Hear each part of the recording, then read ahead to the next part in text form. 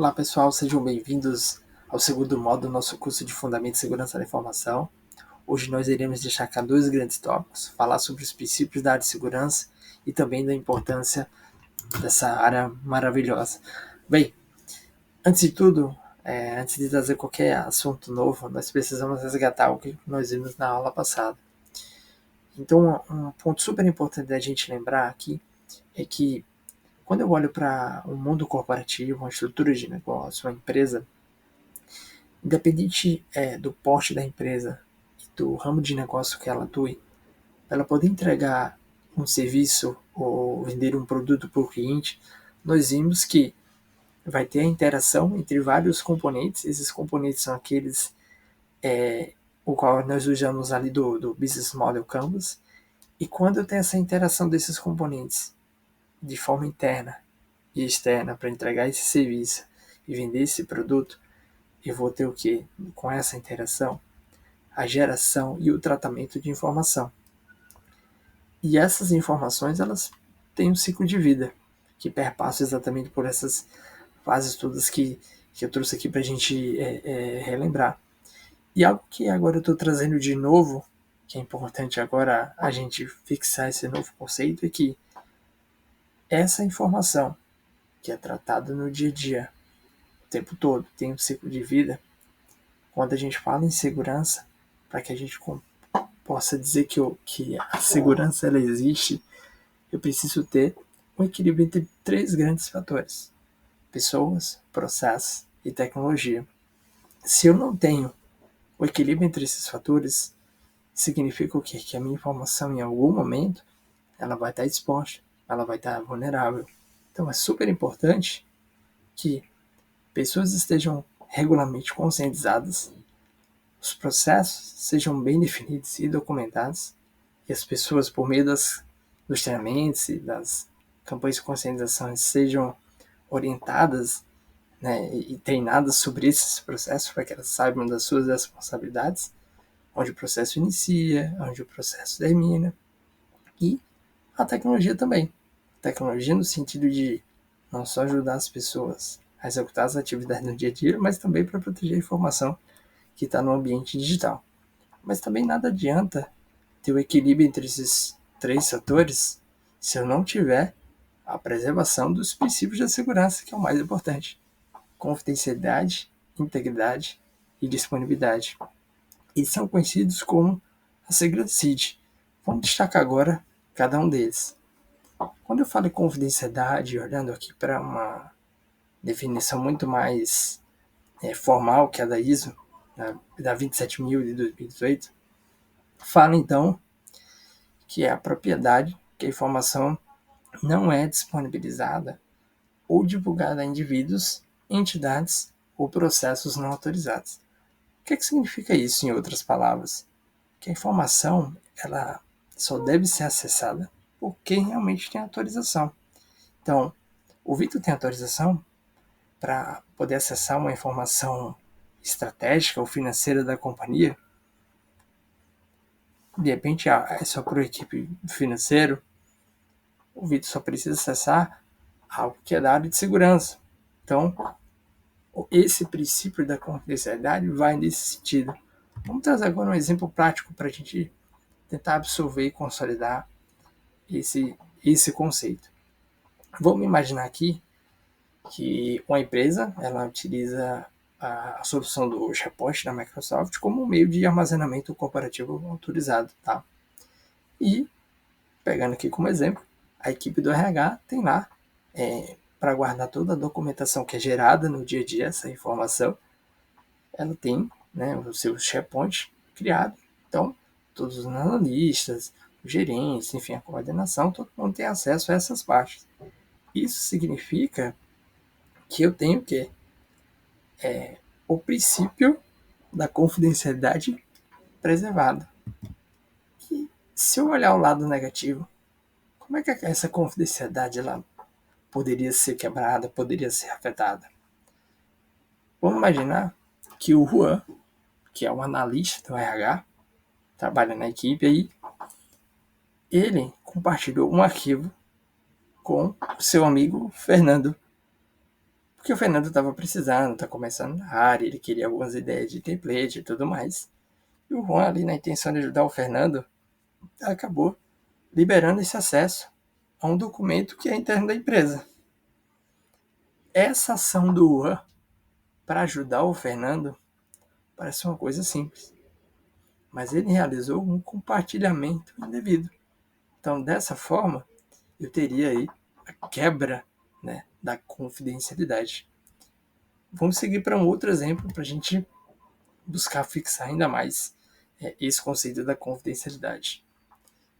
Um outro cenário agora, onde a Renata, que é do comercial, está com a necessidade, ele vai fazer uma apresentação, está na matriz no dia de hoje, ela precisa distribuir ali os relatórios, os resultados das análises e tudo mais que foram feitas, das estratégias comerciais, etc.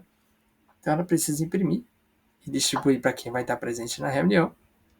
E nesse dia ela mandou para impressão, mas esqueceu, né? Esqueceu não, demorou para pegar esses documentos que ela submeteu para impressão. E nesse intervalo que ela demorou, o Gustavo estava tomando ali seu cafezinho. O Gustavo é um desenvolvedor, que tem nada a ver ali com a área comercial. E ele, muito curioso, a impressora está perto ali do café, poderia acessar, né, pegar aqueles documentos e de repente ela chega lá, os documentos já não estavam nem mais lá, que ela nem viu. Então, o da esquerda, um cenário onde se a Renata já tivesse ido pegar a impressão rapidamente, a confidencialidade foi preservada. O documento só ela e quem ia participar da reunião poderia ter acesso.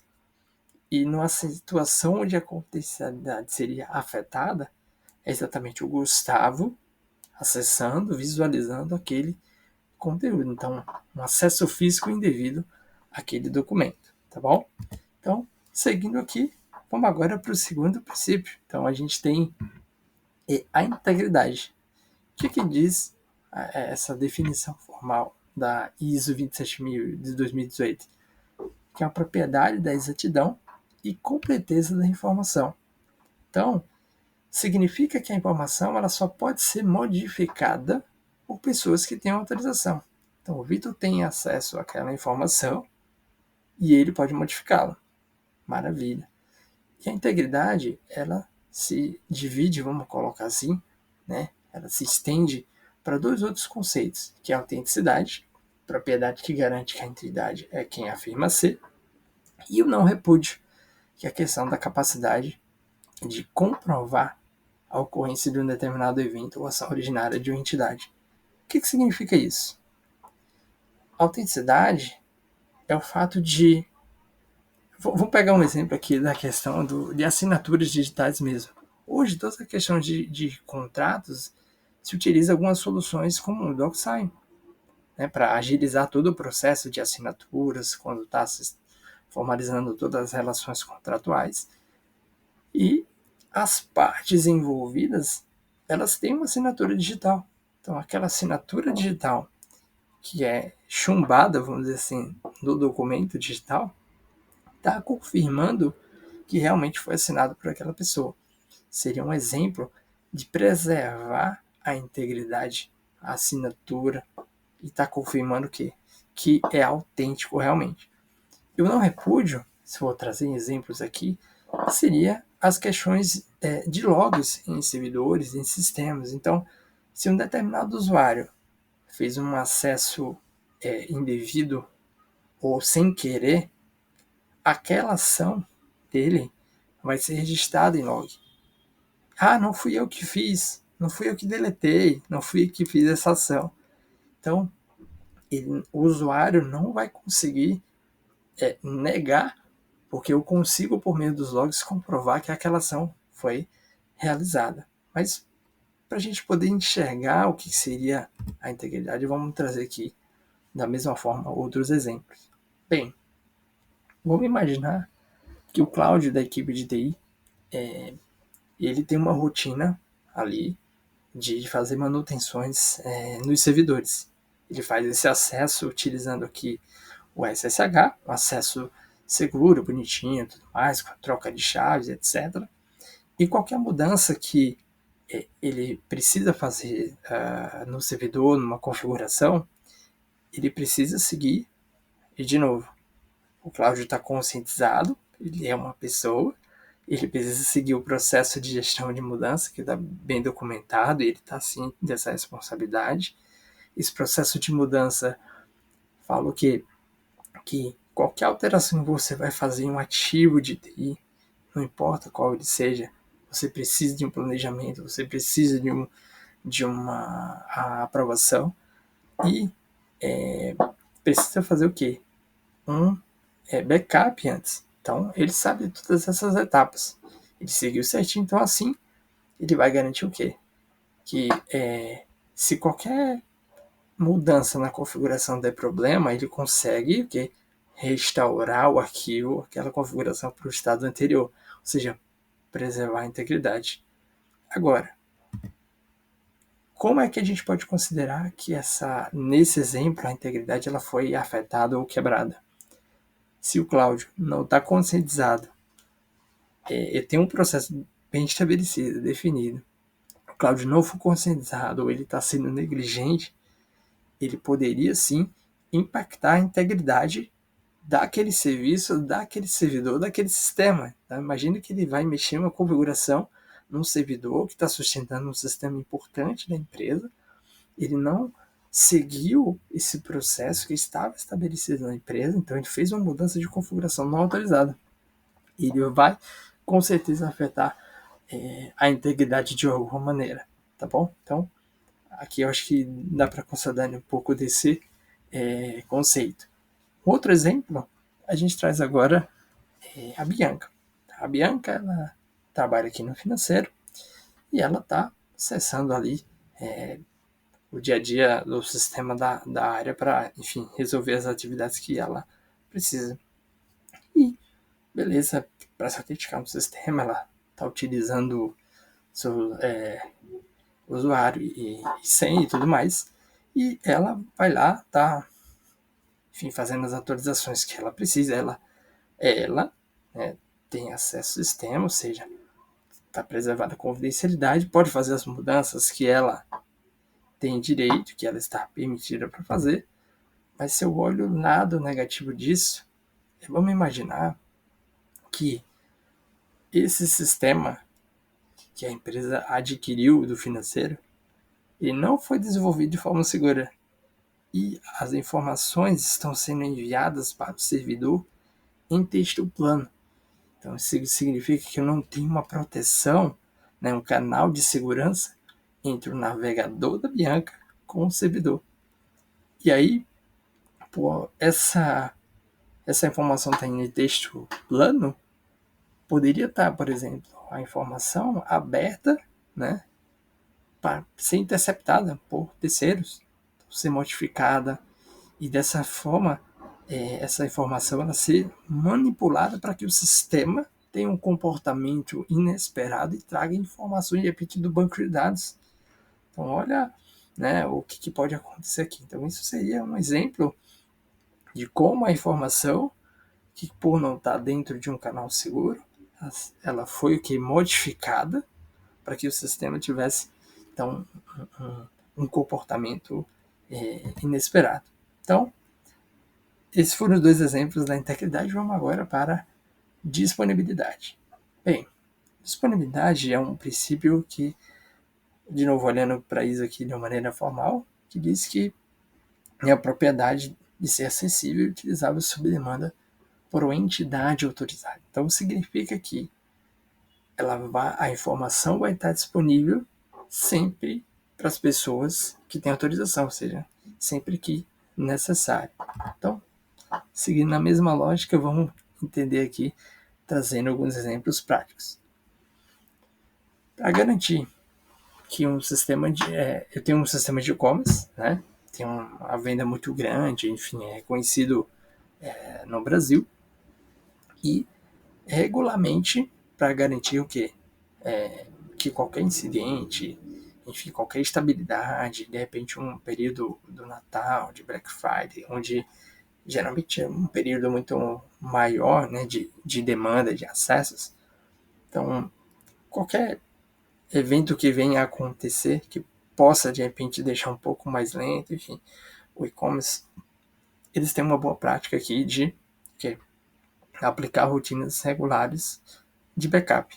Então, deu qualquer problema, o e-commerce parou por algum motivo, ele consegue recuperar, deixar sem os clientes perceberem rapidamente ali o e-commerce no ar. Tudo bem? Vamos imaginar então que no lado negativo agora, que eu não tenho backup, aconteceu um incidente, a empresa foi vítima de um ransomware, que é uma ameaça que acaba bloqueando, em outras palavras, ou criptografando os dados, e o cliente fica, né, a empresa fica sem poder acessar os dados. Então, se isso acontecer, a empresa não tiver uma rotina de backup irregular, e esse backup obviamente não pode estar no mesmo servidor, tem que estar em regiões, né, enfim, em mídias diferentes, exatamente para evitar que o próprio backup não seja também bloqueado, né, criptografado. Então, esse seria um exemplo de como a disponibilidade seria afetada nesse sentido. Então, o e-commerce não ia ficar disponível exatamente por um detalhe aqui de não ter um backup, de conseguir fazer um restauro para um dia anterior ou uma semana anterior, por exemplo. Tudo bem? Então, mais um exemplo, e trazendo agora o cloud novamente, vamos resgatar de que no primeiro cenário, para garantir que está tudo certinho, o Cláudio ali de TI, ele precisa fazer o que? A rotina de manutenção daquele servidor, daquele sistema, e ele segue o processo de gestão de mudança estabelecido na empresa, perfeitamente. Então, se a gente for olhar, acaba encaixando os três princípios aqui. Então, ele tem acesso, né, ao servidor, está autorizado, ele está fazendo as mudanças tudo certinho, com planejamento, e também vai garantir o quê? Que qualquer coisa que der errado, ele tem um plano B de restaurar o backup, por exemplo, né? Então, o que poderia, né, afetar a disponibilidade nesse caso? Se ele seguiu praticamente todos os passos ali que precisa na mudança, mas não colocou o plano de rollback, que seria restaurar o backup, se de repente aquela mudança não foi feita da forma correta, o serviço poderia ficar indisponível. Então, por isso que é super importante, de novo, essa etapa, nesse exemplo, do processo de gestão de mudança. Bem, dito isso, a gente passou pelos princípios da segurança, destacamos os que, para que eu possa afirmar que eu tenho uma segurança, que a segurança está sendo preservada, eu preciso ter o equilíbrio entre aqueles fatores e também a preservação dos princípios da segurança. Então, isso nos mostra que o quanto abraçar esses fatores, abraçar esses princípios é importante, porque são eles que vão garantir a preservação de ameaças e ataques cibernéticos, vai garantir a continuidade do negócio, vai permitir que a empresa ela possa se adequar e atender às exigências de lei, regulamentos e de ações contratuais, que possa realmente mostrar para o cliente, mostrar para o mercado de que, olha, pode confiar na gente que a gente protege, realmente leva a sério a segurança dos teus dados, redução de risco, enfim. Então, são vários exemplos que mostram que olhar para esses princípios, cuidar daqueles três fatores, trazem para a empresa essa importância da área de segurança. Tudo bem? E por isso a gente pode, por isso não, com isso, né, nós podemos encerrar e juntar todas essas partes que nós vimos hoje, trazendo um conceito bem legal aqui e bem completo do livro Foundations of Information Security. E olha o que ele diz para a gente, que segurança da informação é a proteção de informações contra uma ampla gama de ameaças, a fim de garantir a continuidade do negócio, minimizar o risco do negócio e maximizar o retorno sobre investimentos e oportunidades de negócio. Obviamente, algumas palavras que estão destacadas aqui em negrito, como ameaça e risco, nós vamos ver mais para frente. Mas o que está mostrando aqui? Que a segurança ela deve ser regularmente uma aliada do negócio. É para permitir de novo. Não foi à toa que a gente viu todo aquele assunto da primeira aula. Que o negócio possa entregar um serviço e vender o produto para o cliente, sempre cuidando e protegendo a informação em todo o ciclo de vida. E é exatamente aqui onde, né, se consolida como conceito que é segurança da informação. Enfim, para que vocês possam praticar tudo aquilo que a gente viu nessa aula de hoje, vai ser disponibilizado no nosso Drive, tá, do canal, essas atividades práticas. Então, o link eu vou colocar aqui na descrição do vídeo, tá?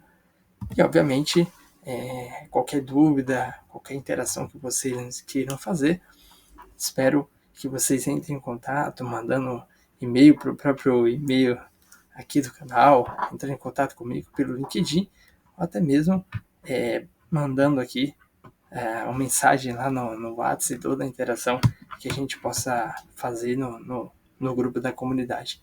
E isso, espero que vocês tenham gostado e nos vemos na próxima aula.